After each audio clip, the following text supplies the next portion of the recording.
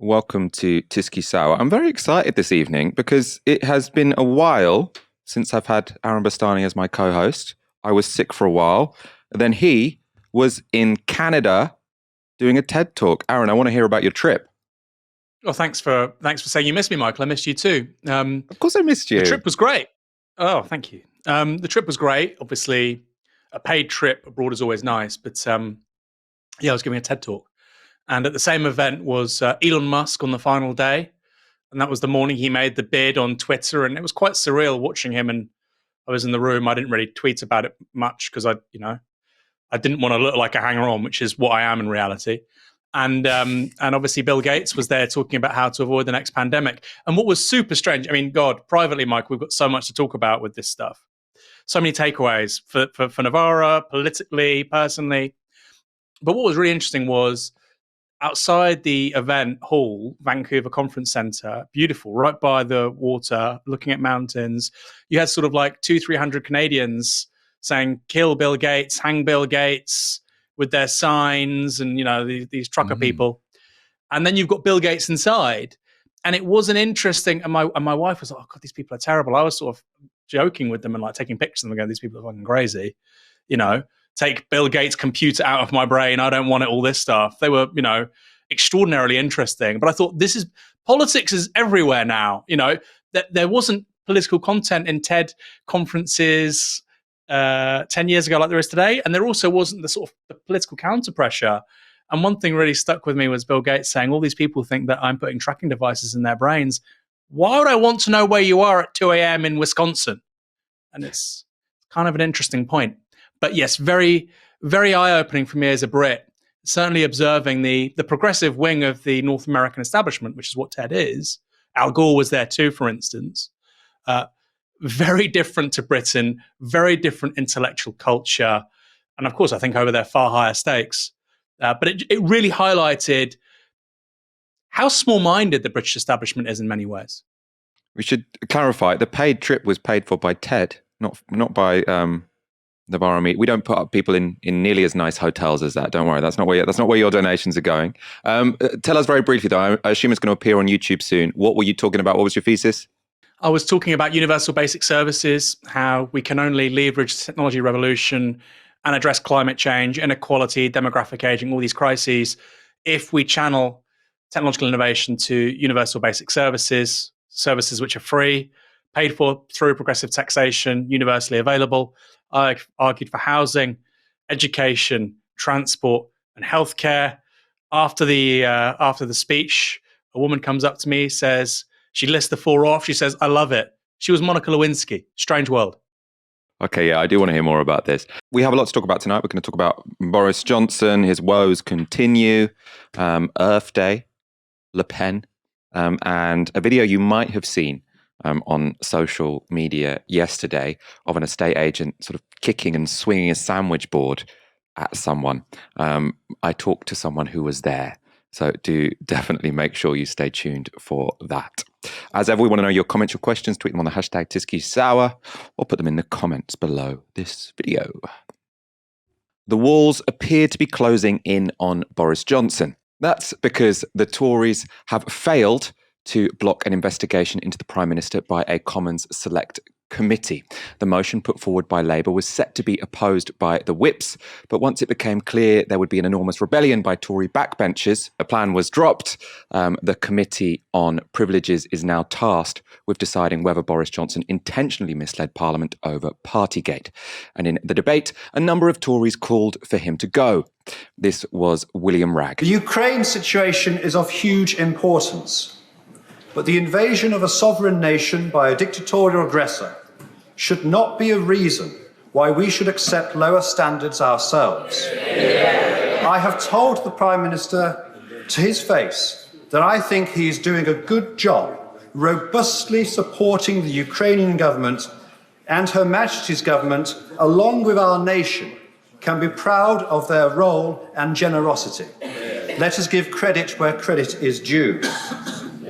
However, much as though I may have tried, I cannot reconcile myself to the Prime Minister's continued leadership of our country and the Conservative Party. Rag had turned against Boris Johnson a while ago, as had Tobias Ellwood and Anthony Magnell, both of whom also called for him to resign, for Boris Johnson to resign. Steve Baker was more of a surprise, though.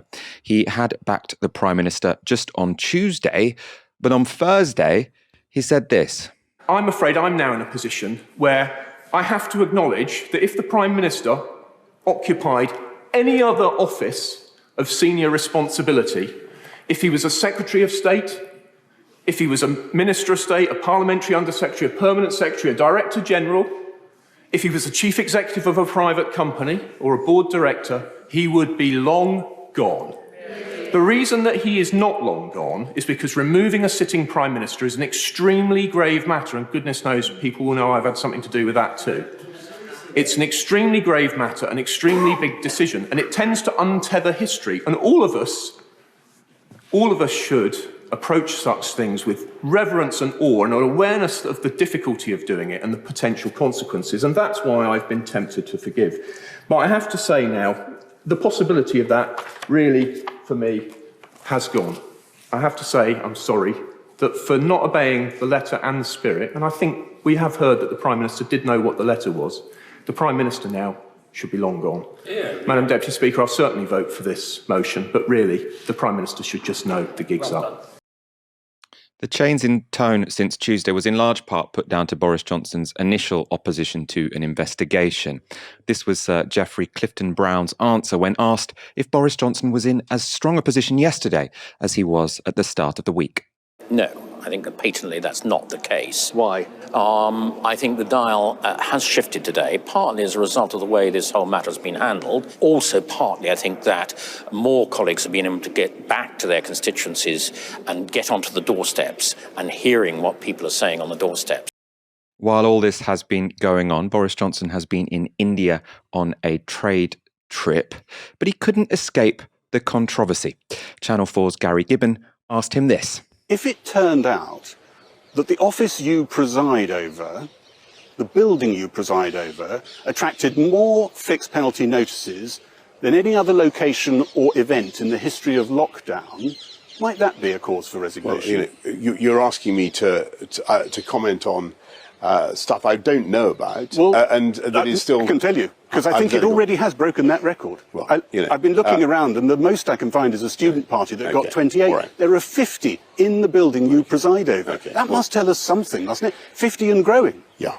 I will be able to say a lot more about all that type of question once the investigation is complete. And you'll be able to judge for yourself a lot more about my own role. So that I think is, it's a fair question, but you've just got to wait for the thing to end. You didn't want this inquiry to happen. In the meantime, the privileges investigation, you didn't want it to happen. That's what your MPs were worried about, and they see that as symptomatic of a guy who doesn't want too much scrutiny. Look, what I don't want, what I don't want is for this thing to become just go on and on and on. And I'll be honest with you, I think we've had one inquiry. We've had one inquiry. We've had a police inquiry. It's a very serious matter. And I think that there's got to be a way of drawing a line under it. Johnson seemed confident that he wasn't going anywhere, though. This exchange took place at a press conference a little later. You said there'll be a free trade agreement with India by Diwali. But considering the number of party investigations going on back home, are you absolutely sure you'll still be Prime Minister then? The second answer is yes. Diwali, if you don't know, is in October this year, so he thinks he's going to be in post until then. However, the scandal doesn't look like it will be fading away soon. ITV's deputy political editor posted this on social media. I should have said Asfana, apologies. Breaking, hearing that police fines are landing into people's inboxes relating to the garden event on May the 20th, 2020, the Bring Your Own Beer event that Boris Johnson did go to. Met Police say they won't update until end of election period. She goes on, sources tell me some Number 10 officials have received emails. Aaron, it is all getting a little bit farcical, isn't it? Yeah, it is, Mike. I mean, look, we said this late last year and early this year that nobody was going to push Johnson before May. I mean, that was our sort of intuition on this because it serves nobody's interest. And obviously the May elections serve as a decent barometer of popular sentiment. And it's good to get these events through into popular consciousness and allow them to land on Johnson. Nobody wants to be the leader of the Tory party, the Prime Minister, with ongoing criminal cases and there's still being a story. They would like him to absorb all of the political downside. So that's where we stood on it. And I think we thought if there was going to be a change of the guard, forced from within the Conservative Party by Tory MPs, it would come after May. And I think this seems to be that. There now seems to be jostling. There's clearly going to be very bad results in May. We don't know how bad. I mean, we saw polling recently, I think, maybe a week, 2 weeks ago, showing the Tories down 800 councillors, Labour up 800 councillors. I don't believe that for a second because I think the Lib Dems will do very well. But how the Tories do, I think, is pretty clear. They do very badly. The question is, where does that fall nationally? I think the Greens do really well for them. I think the Lib Dems will do very well. And I think the Labour will do quite well. But what we know for sure is the Tories will do quite badly. And that seems entirely because of Boris Johnson. National polling, which puts Labour consistently now 4, 5, 6 points ahead, is not because of Labour. And I'm not going to, win any friends in the chat. They say, Aaron's still, kicking up a stink about Keir Starmer. No, the fact is that Tory voters from 2019, Tory voters from 2020 are now saying they'll stay at home. And that's the evidence we've seen from by-elections so far. And if you're a Tory backbencher or you're in the cabinet and you're thinking about keeping your seat or forming a government after 2024, that's front and centre in your thinking right now. Of course, the question is, who replaces him? The political wonks, the boffins, the anoraks offer really interesting answers, like Ben Wallace, the Defence Secretary. I think he's an interesting proposal. He's not widely known, but he's one of those rarities in politics. He's got net plus popularity in YouGov. And Penny Mordaunt, similar, slightly better known. Again, she's not disliked to the extent that somebody like Priti Patel is. 2 months ago, Rishi Sunak would have been really high up in the running. He's kind of been tanked. You can't write him out entirely because he's still less disliked than the likes of Keir Starmer and Boris Johnson. But the key problem for the Tories is the absence of a replacement.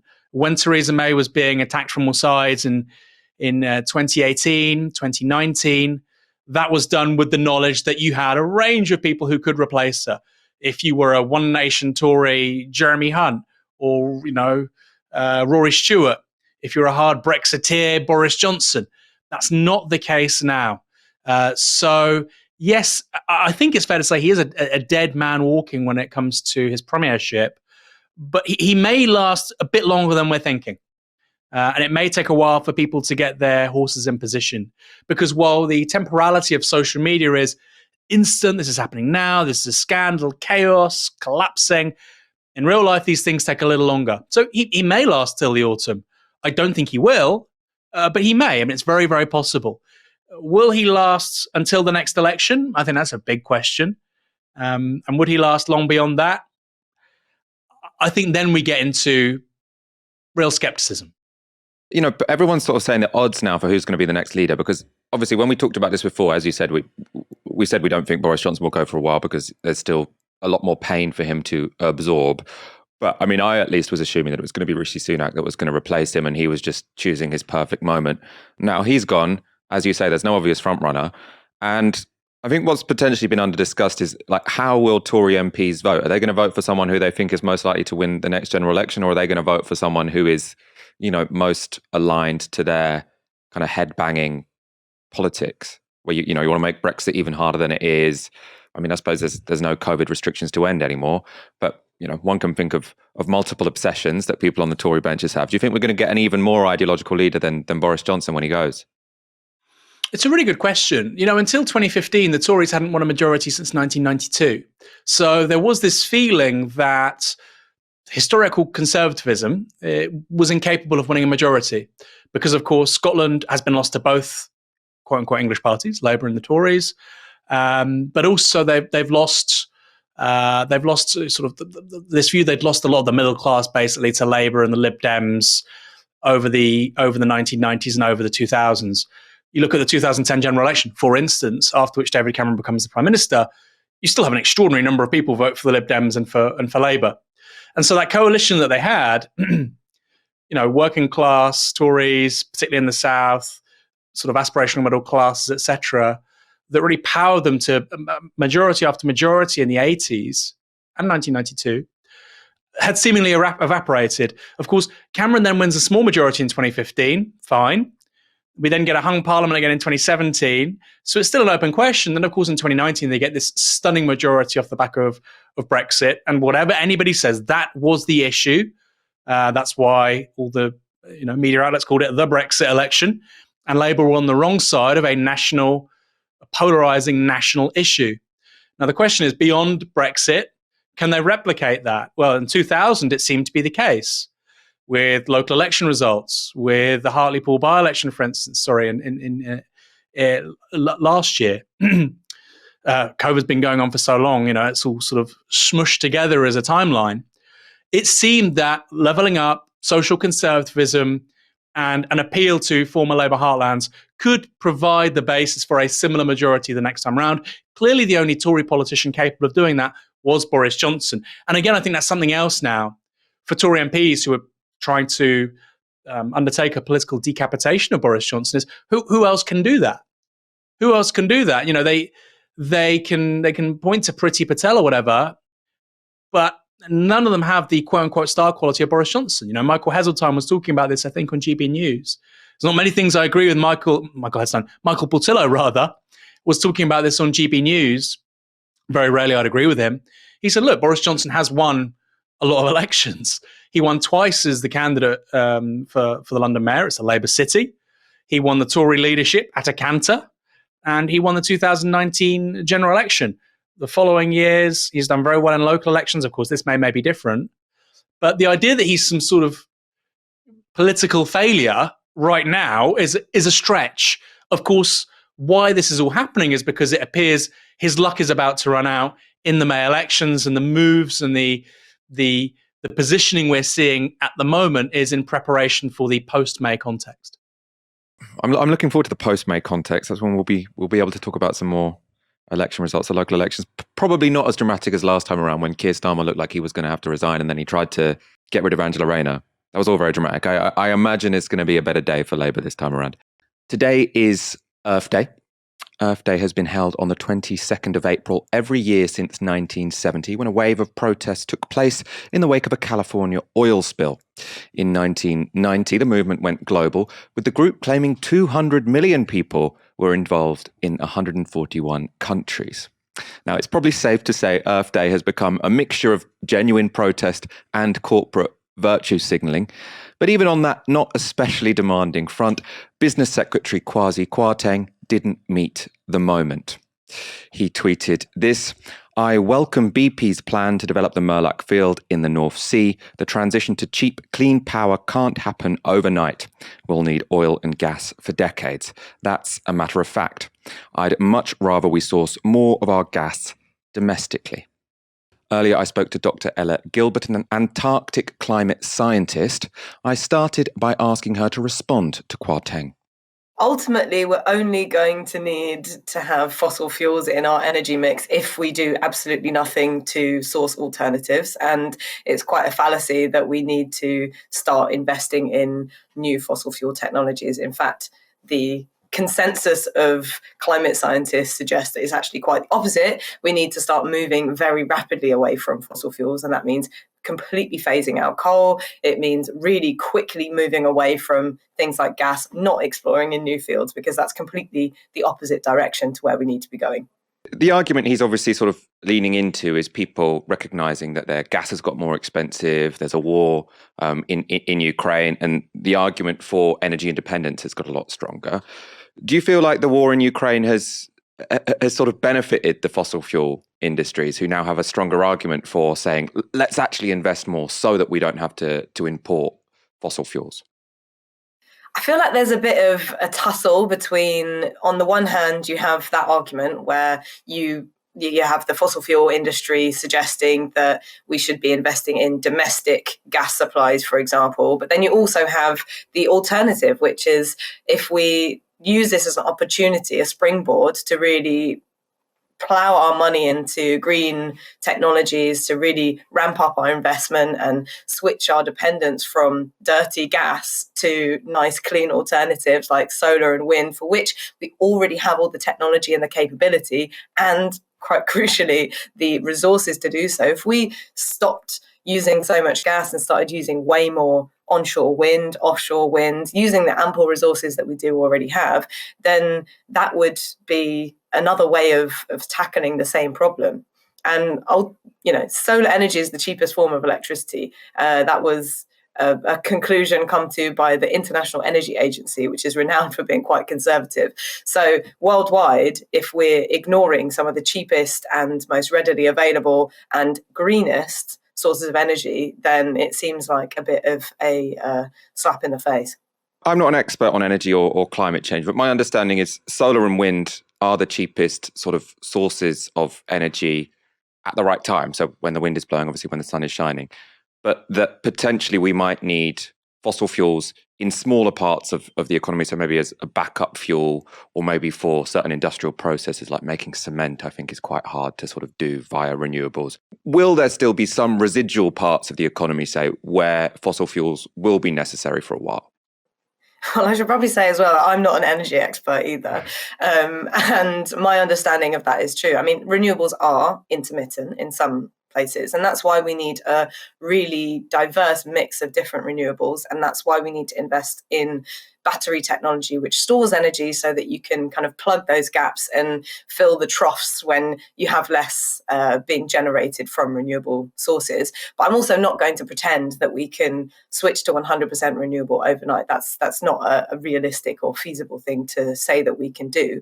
But the fact remains that investing in new oil and gas and coal fields is completely nonsensical, and that we actually need to be really putting our investment money into developing those cleaner technologies that will help us in the future, overcoming those intermittency problems, producing a reliable base load of energy. But also, we have to remember that there's demand measures as well. So as long as we're consuming too much energy doing frivolous things or wasting energy and literally letting it fly out of the window, then that's going to push up our demand and going to mean that we're going to need more energy. And if we can cut the demand and make sure that any energy does come from those renewable sources, and invest in developing those sorts of renewable sources, then that's going to be the real solution. And let's talk about your area of expertise, so Antarctica. We've read some, really scary headlines recently about areas of Antarctica being 40 degrees warmer than they usually would be. Could you talk about that and how scared we should be about statistics like that? Yeah, so we've seen two quite alarming headlines, I would say, in the last month or so. So one of them was this heat wave you spoke about, where at the same time, actually, we had a heat wave in the Arctic, which was about 30 degrees above normal temperatures, and one in the Antarctic, the East Antarctic, which was about 40 degrees above average. And this was a heat wave that was kind of triggered by what we call an atmospheric river, which it basically is what it sounds like. So it's a really narrow band of snowfall in this case, because it's so cold, that forms, and it's like a river in the sky essentially. And as it pushes into the continent, it's associated with really warm temperatures, in this case extremely warm temperatures, and a huge amount of snowfall. So it was associated with a kind of particularly unusual weather event. But what has been said is that it could be indicative of things to come. The East Antarctic has until now been an extremely stable place where there haven't really been any noticeable temperature trends. The ice has been relatively stable. The natural processes are approximately in balance. But this is potentially a sign of things changing from that kind of stable picture. And another headline that you might have seen was the collapse of this ice shelf called the Conga ice shelf, which happened actually at the same time pretty much as the heat wave was noted. Interestingly, that is probably not related to the heat wave, because that ice shelf, which is basically a platform of ice that's floating on top of the ocean at the very edge of the Antarctic ice sheet, and it collapsed completely over the course of just 2 weeks. We think that had been progressively being destabilized. And this is part of the natural cycle of the ice sheet growing and bits breaking off the edge, essentially.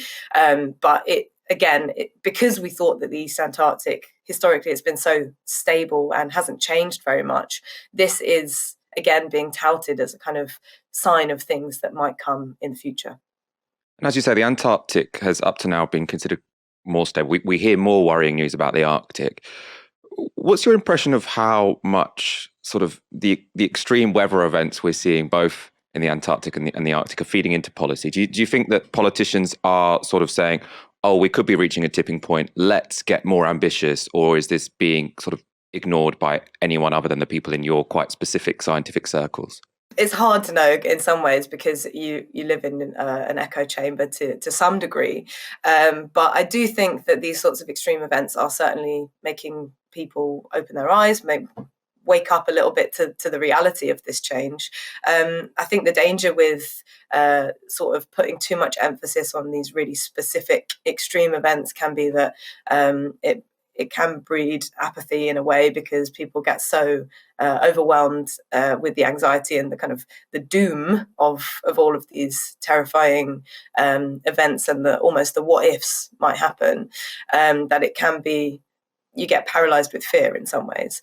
I do think that there is more action being taken, and that is on the part of businesses, governments, individuals particularly as well. I do think that things are starting to happen, but it's just not fast enough. And Kwarteng's tweet demonstrates how seriously they're taking this. They're not taking it seriously at all. If on the one hand you have the rapid loss of Arctic sea ice, you have heat waves in the Arctic, heat waves in the Antarctic, sea level rise, extreme weather events, people losing their lives due to climate-related disasters. And then on the other hand, you have a government minister suggesting that we invest in new fossil fuel fields. That's completely incongruent. It doesn't match up. We talk a lot on this show about the problem with landlords. Namely, they take around half of our wages merely for being lucky enough to own property. But we talk less about estate agents. They are, after all, just middlemen. But a video shared on Twitter this week showed how seriously some take their jobs as landlords' enforcers. Well done. Hold on, what did you say? Well done. What the f***? Fucking want some. Oh my god. Oh, what the f***? What the f***? What the f*** are you doing? You piece of shit. Are you alright? You're not. Do not touch me. I will see you. Would you hit a woman? Jesus Christ. Wow. He's himself now.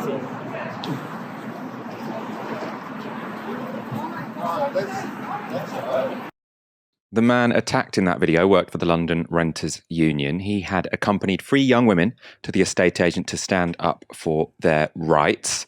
The tenants in question had been handed a Section 21 notice, which threatened a no-fault eviction. The landlord apparently wanted them out so they could hike the rent. But the women had disputed the Section 21 for 2 reasons. First, they say it only listed one of the 3 as tenants of the property. And secondly, they claim the house had not been properly registered as a housing of multiple occupancy, or HMO. They say both things invalidate the Section 21. Earlier today, I spoke to one of those tenants, Sarah Wasama. About a week and a half ago, the estate agents, about 3 of them, 3 men, with someone they were showing around the house, came over. My housemate, one was in bed, one had just got out of the shower, so we're naked in her room, like in a towel. And they basically just walked in and were trying to open all the doors. My housemates locked the bedroom doors because we can lock them from the inside. And they were actually trying to lock pick the bedroom doors, which is were really freaky. We were kind of really freaked out. I said on an email after this happened, you can't just do this. This is illegal. You're breaking these tenancy laws, blah, blah, blah. And they basically responded oh, well, we can do what we want. We can walk into the house whenever we want. that's it really. Like, it's not very nice. We kind of felt really uncomfortable with three, like, I mean, we're like pretty, like, yeah, three young, like, women. It's like uncomfortable when like three random, like, big men just walk into the house trying to get into our bedrooms while we're like in bed or not dressed. What is the law about if they want to show someone around? Do you have to make some sort of attempt to arrange a time which is mutually satisfactory for everyone, or what is the deal on that? Basically, I didn't know at first at all until I got in touch with the London Renters Union and one of their reps. And then like kind of looked into it myself, and under like a 1977 kind of like tenancy law that like basically it's called like the right to quiet enjoyment, means that tenants can basically refuse a landlord, estate agent, or anyone acting on their behalf entering the property without our like kind of like solid agreement. We have to say like, yes, you can enter the property to do this, this and that. And if we say no, then they can't. Like, it's like kind of like breaking that law. And because of being like really like, because of the hand of that like Section 21 notice, really kind of like standoffish on emails and things, we were like, well, no, you're not coming to the house. Like we stated on emails like multiple times, you cannot enter the property. We're not giving you kind of like, we're not agreeing that you can, basically. And could you explain what happened outside the estate agent's office? How did that escalate to the extent where you've got one of their members of staff kind of kicking and seeming like they were going to swing a sandwich board at one of your friends? So we went in basically with this letter that our London Renters Union rep had like written up, basically saying all the laws that they broke, what kind of like that we want to come to an agreement, saying you can't just walk in, you've got to stop the harassment, you've got to stand the like standoffish emails, you've got to be quite like, you need to start being like fair and amicable with us, with the tenants, we still live there.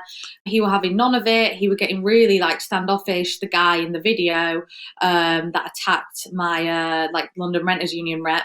He were like, oh well, these tenants need to prove that they're tenants, get your bank statements up, get your like legal contracts. If not, we're not speaking to you. You are just like random people. You could be anyone. Just aggressive, unnecessary. Like really did not want to come to like amicable agreement that like yesterday. And what really set him off, he really like switched. So we were being like this, and I kind of said, well, to be honest, you're renting out an illegal property. It's not a registered HMO. I can just call Southwark Council and get them to like, basically, you can be fined if you want. If you're not going to deal with us, then I'm just going to get in touch with the council and you can take it down that kind of route with the council then. And he kind of got really aggressive, kind of like, in a sense, like questioning our intelligence. He actually said, oh, well, what do you study? Do you study law? If not, then I don't know what you're talking about. Like, who are you to tell me this kind of thing? And I kind of said, well, like, I don't need to study law to have Googled this law. I've also been on the Southwark Council website. 3 or more people means that it should be registered as a HMO. We're not a family. We're like a multiple occupancy household. We like share the bathroom, the kitchen, things like that.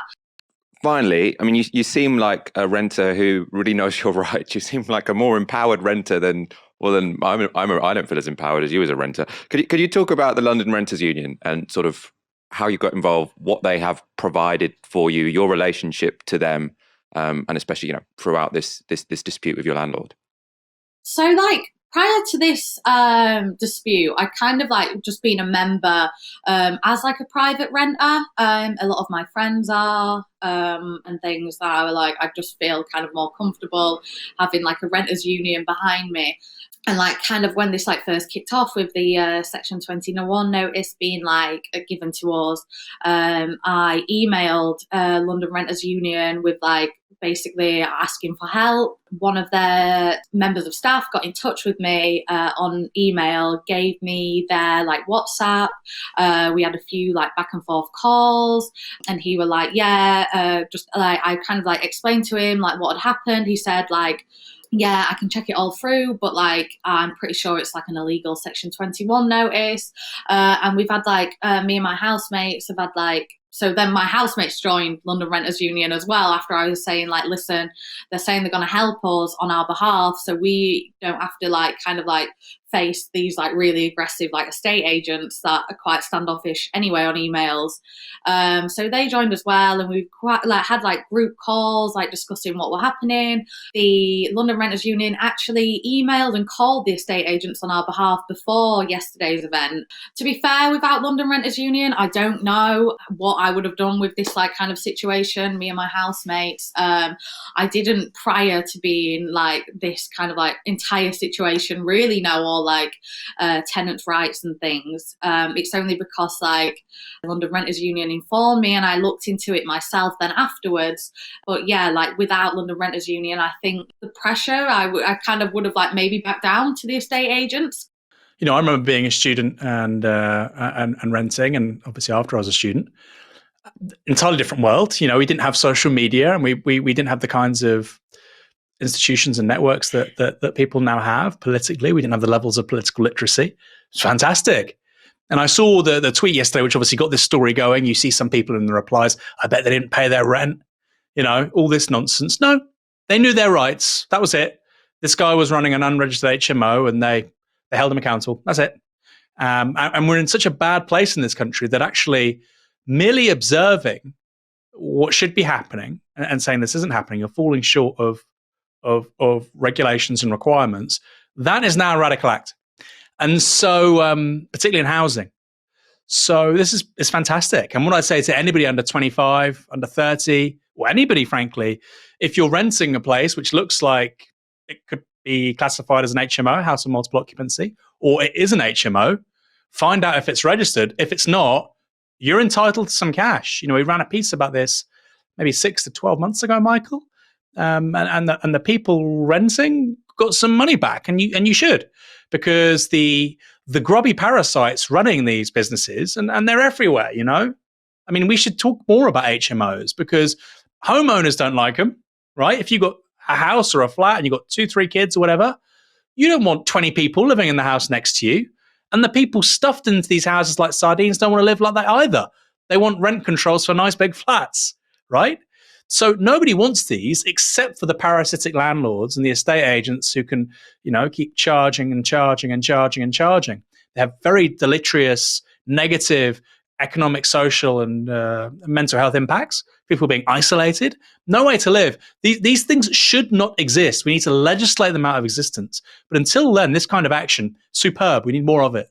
This Sunday, France will decide its next president. The incumbent arch-neoliberal Emmanuel Macron is up against the far-right racist Marine Le Pen. It's a rerun of the previous contest in 2017. Back then, Macron trounced Le Pen, receiving 66% to her 33% of the vote. But this year, it's set to be much closer. In head-to-head polls at the time of the first round, that was 2 weeks ago, Macron was only beating Le Pen by 52 to 48%. That gap has widened as the second round approaches, but not by much. As it stands, Macron is on 55% to Le Pen's 45%. So Macron is the favourite. But whatever happens on Sunday, it's clear the current appeal of the far right in France is unprecedented. And that's pretty terrifying. Because Marine Le Pen's National Rally Party is really, really right-wing. Originally called the National Front, the party was founded in 1972 by Jean-Marie Le Pen, Marine's father.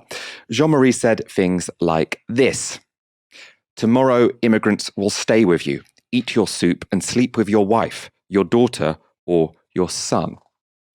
And this: "I ask myself several questions. I'm not saying the gas chambers didn't exist. I haven't seen them myself. I haven't particularly studied the question, but I believe it's just a detail in the history of World War II." So really disgusting, despicable stuff.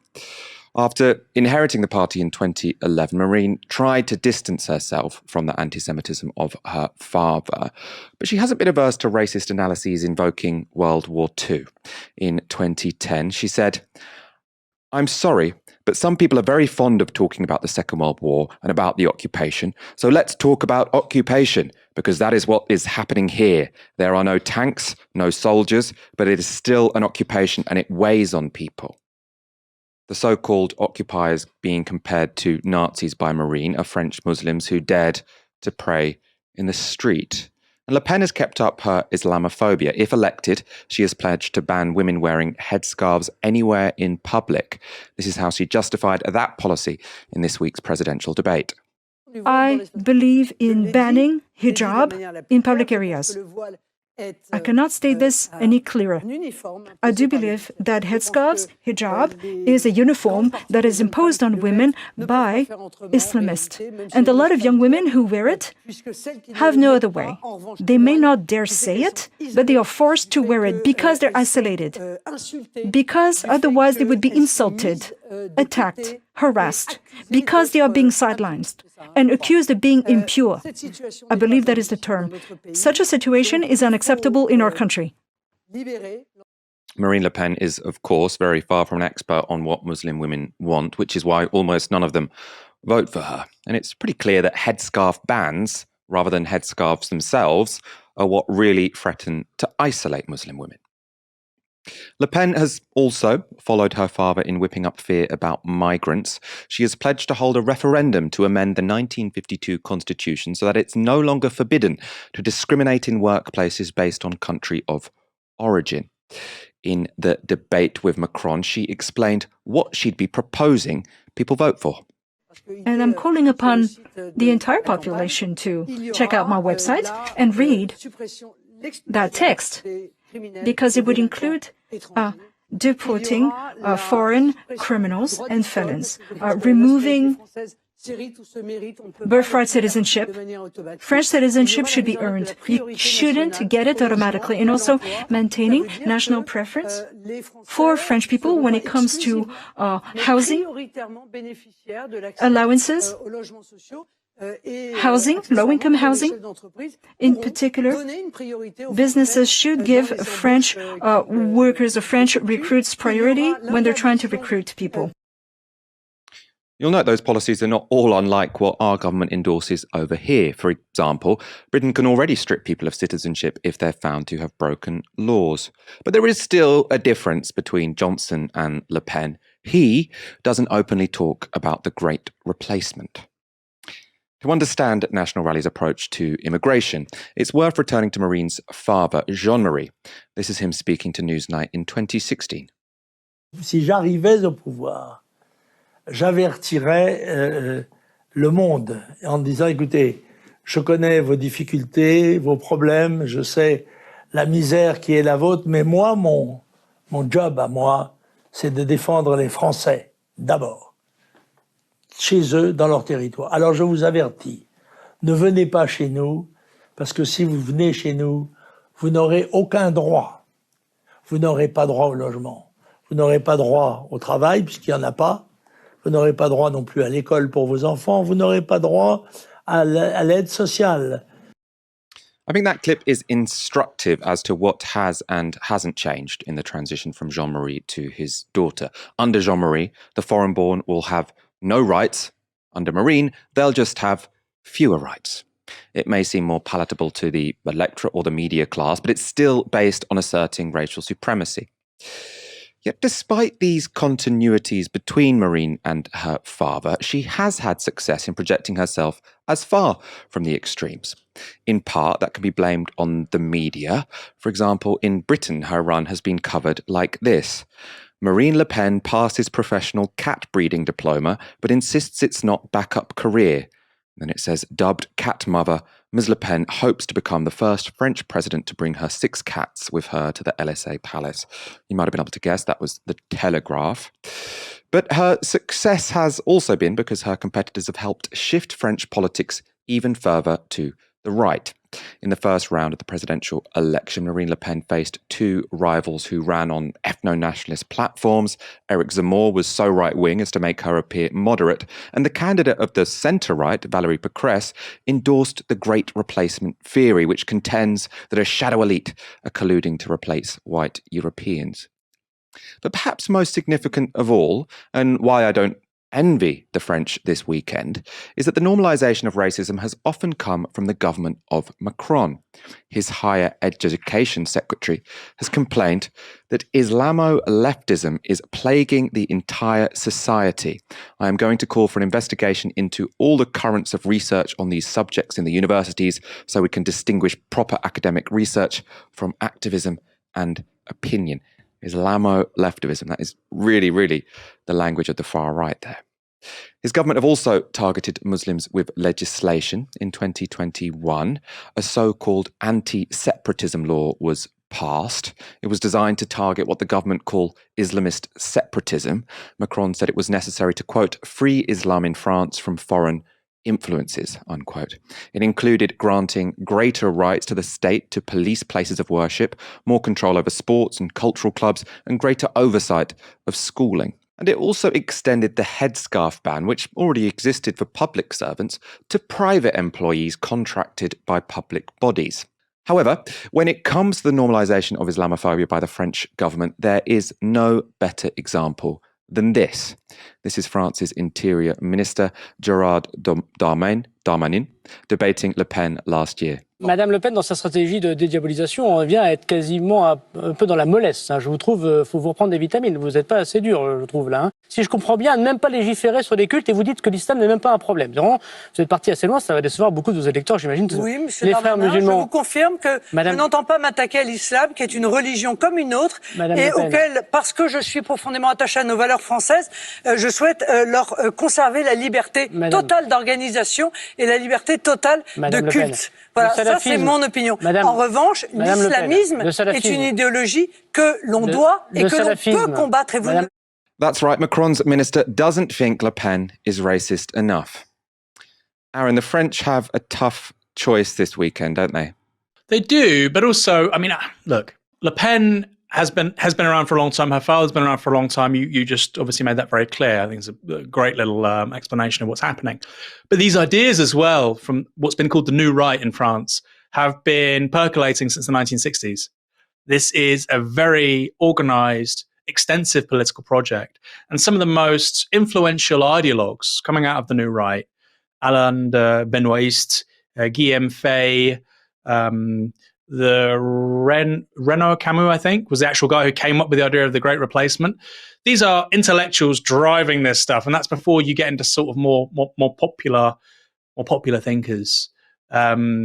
So it is concerning, and in a way, it's quite different to Britain, Michael, because we've not had a radical right doing that kind of intellectual heavy lifting. You see glimpses of it, like Douglas Murray. But it's not really a thing here. You know, the right was so transfixed with the free market agenda of Margaret Thatcher and Thatcherism all the way through, I think, to Brexit. I think that's what Brexit offers, was a rupture for the conservative movement in this country. And I think now conservatives, the smart ones, I don't agree with them, but the ones who think about things are now thinking about a post-liberal conservative politics, which is what the sort of French New Right's been doing since the 1960s, the 1970s. So it's a really distinct political culture that they're dealing with over there. And like you say, they don't have a brilliant choice. I should be clear here. I would want everybody to vote for Macron against Le Pen. But Macron and the genre of politics he's offering isn't really a response. You know, it's a dam which has already been breached.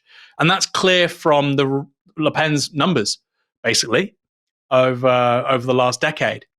And so what we see in France, I think is quite similar to what we see in Italy after 1990, which is the complete collapse of the political mainstream. And Macron has benefited from that too, right? You know, Macron is this guy who comes out of nowhere with this new political formation, this new party, and he becomes the president. But actually the historic centre-right has fallen away. The historic centre-left, the Socialist Parti Socialiste, has collapsed, got less than 2% in the first round with their candidate, the Paris mayor, Anne Hidalgo. So you're seeing the kind of collapse of mainstream politics in France. The intellectual heavy lifting done by the New Right is really coming to fruition, not just with Le Pen, but with other candidates too, like Pécresse, Zemmour. And those people make her more credible. And I think the real concern, and I think Macron will win, famous last words, I think Macron will win this weekend. But I think the real concern is what happens to French politics after Macron. Because right now he is filling a political vacuum. That's the nature of Macronism, is he's filled a political vacuum. And I think it's very concerning about who succeeds him in filling that vacuum. I should say we should also be somewhat optimistic about the prospects of the French left, because you had Jean-Luc Mélenchon almost finish in the final two. I think Le Pen ultimately finished 1.5 percentage points above him. You have elections, I believe, later this year, and the emphasis now is really on electing as many progressive, socialists, radical social democrat, green legislators as possible.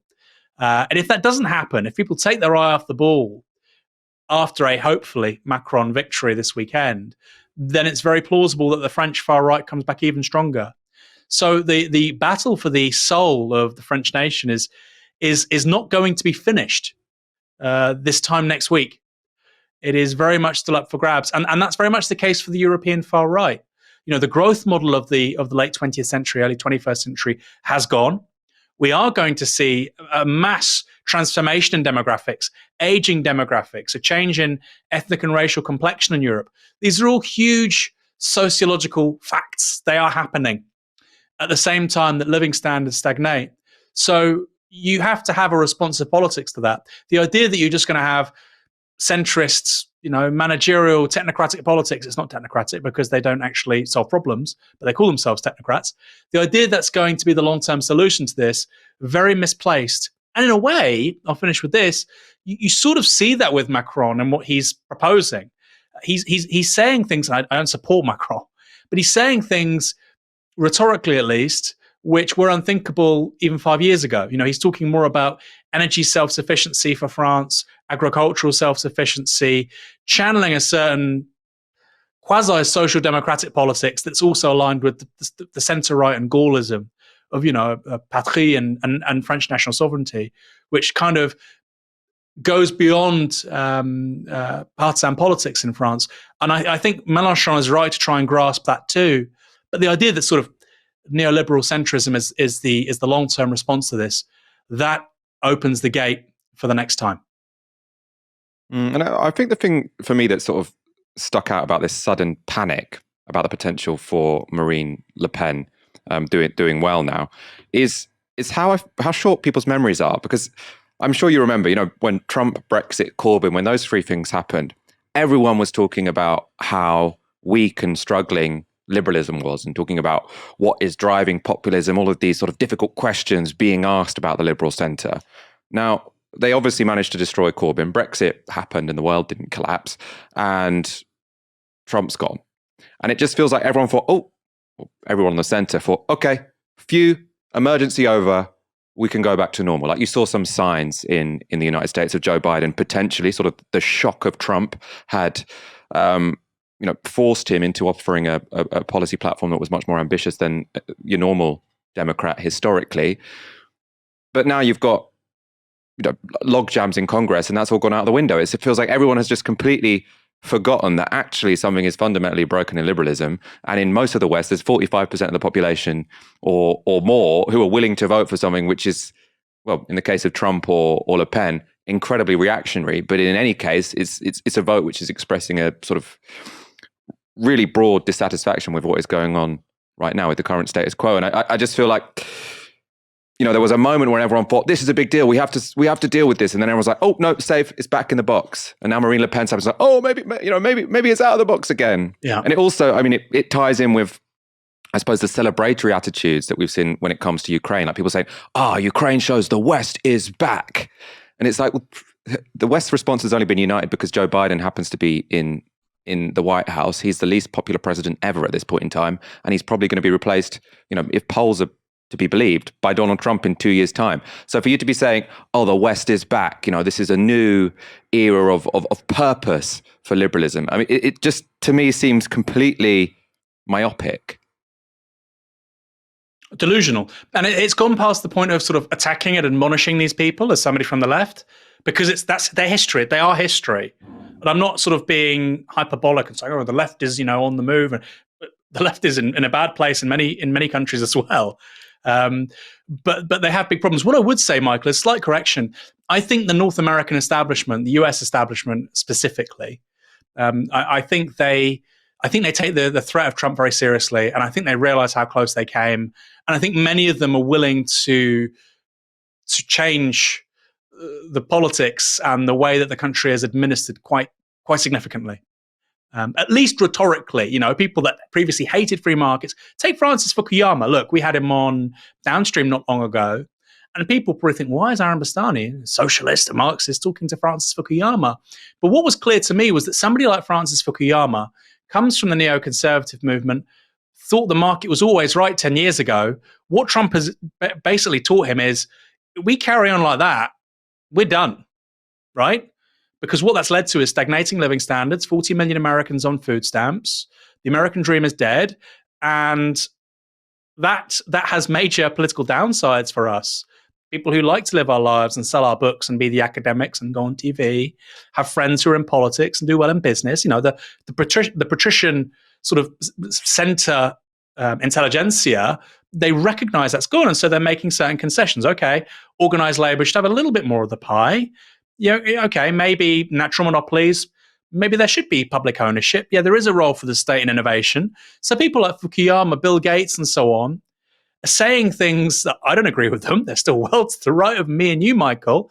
But I think that the Trump experience has moved that sort of the dial on the American establishment significantly. Not enough. I agree with you, not enough. I don't think they realize the scale of the problem. And it's easy to not realize it when you're living in your multi-million-pound apartment and you're living in your relatively insulated political, cultural community. But I think something has changed. And I think those people have learned more lessons from Trump than people than their sort of analogous communities in the UK have learned from Brexit, for sure. I think for sure, Michael. I think lots of people look at Boris Johnson, they think Corbyn's gone, Boris Johnson will go, and then we'll get like Rory Stewart or Keir Starmer, and it'll be like the 1990s again. I think that's more of a problem, and it's not, by the way. Blairism with zero growth is going to be a very ugly political project. I mean, I don't even know how it works. I don't even think Tony Blair knows how it works. And those people think we'll go back to the 1990s. Well, we can't go back to the 1990s because when New Labour came in 1997, the average house price was 4.5 times the average salary. Now it's 9.5, 10 times the average salary. So we're not going to get growth from inflated house prices. We're not going to get cheap consumer durables because of a cheap Chinese labour market. That's gone too. Cheap energy's gone. So, where's your growth model? Financialization? We're going to grow the City of London again? Have, pumping our graduates into Royal Bank of Scotland and ABN AMRO and all these banks which no longer exist or are tiny compared to 2007. So I think the American establishment's a little bit better on this than the UK. But I agree with you. They even now, Michael, it's 14 years after the global financial crisis, there isn't a structural analysis of what has happened. Look, if you have interminably into the future stagnant living standards, people feeling that they're poorer than their parents, and that's a majority experience for societies, UK, US, much of Europe, other countries too, by the way, right? We talk about lost decade, plural, increasingly, lost decades. Yes, UK, yes, Italy, but also countries like Brazil, also countries like South Africa. And I think it's dawning on them, but I think it's probably going to take another 10 years before they say, you know what, okay, universal basic services and a Green New Deal, let's do it. I think we're probably going to have to see a lot more success coming from the far right before they get on that train, sadly, because it's not in their rational self-interest to do that, or they don't perceive it to be, right? They want to make lots of money, pay little tax. They want to see permanent asset inflation for their housing and their stocks and their shares. And increasingly, they do understand the political downside, but not enough. So yes, France, I'm actually quite optimistic about France, I have to say, in the long term. I think Mélenchon, he's really surprised me. I'm not optimistic about Italy. I'm not optimistic about a lot of countries in Europe. And you're right, it's puzzling. But I think actually, like I say, I'll finish on this, what I said earlier, the worst ones of all are the British Liberals. I have no idea where they get their conclusions from. They will somehow have some Blairite restoration. If they can explain it to me, great. Right now, nobody can. Aaron, it's a pleasure to have our traditional Friday evenings back. So a pleasure to have you back. Thank you for joining me this evening. Been my pleasure, Michael. It's great to be back on Tysky Sour. Where else can we have these conversations, Michael? I know. in the pub, but then no one else would hear them. We wouldn't get any new subscribers for that. Thanks for everyone watching the show this evening. We'll be back on Monday at 7 p.m. You've been watching Tysky Sour on Novara Media. Good night.